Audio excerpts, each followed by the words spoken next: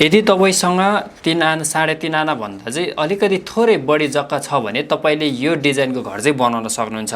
जसमा चाहिँ तपाईको सुरुमा इन्ट्रान्समा तपाईको एउटा स्टेयरकेस छ। स्टेयरकेसबाट इन्ट्री गर्ने बेलामा तपाईको मुनिको फ्लोर चाहिँ तपाईले रेन्टमा दिन सक्नुहुन्छ। जसमा चाहिँ तपाईको सुरुमा इन्ट्री गर्ने बित्तिकै एउटा लिभिङ हल रहेको छ र लिभिङ हल सँगै तपाईको यतापटि एउटा बेडरुम, अर्को बेडरुम, एउटा कमन टोयलेट बाथरुम र एउटा किचन रहेको छ। 2 BHK को चाहिँ एउटा तपाईले फ्लोर पाउनुहुन्छ। 3.5 आना भन्दा अलिकति बढी जग्गा छ भने। यो भयो ग्राउन्ड फ्लोर। अब यसैगरी अर्को फर्स्ट फ्लोरमा जाऊ। फर्स्ट फ्लोरमा तपाईको स्टेयरकेस छँदैछ। स्टेयरकेसबाट तपाई आफ्नो लागि एउटा लिभिङ हल सँगै तपाईको एउटा बेडरुम रहेको छ र अर्को बेडरुम र यो बेडरुमको लागि चाहिँ एउटा अट्याच बाथरुम पनि रहेको छ र एउटा कमन बाथरुम भइ नै हाल्यो र एउटा किचन स्पेस रहेको छ र यो चाहिँ तपाई आफूले युज गर्न सक्नुहुन्छ।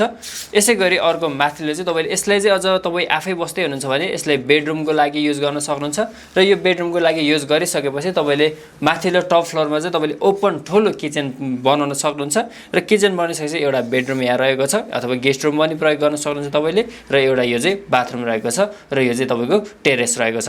यदि तपाईसँग चाहिँ 3.5 आना भन्दा अलिकति थोरै बढी जग्गा छ भने तपाईले यो डिजाइनको घर चाहिँ बनाउन सक्नुहुन्छ आफ्नो जग्गामा। थप जानकारीको लागि तपाईले स्क्रिनमा दिएको नम्बरमा सम्पर्क गर्नु होला र यसको खर्च बुझ्न चाहनुहुन्छ भने कमेन्टमा कस्ट भनेर लेख्नु होला।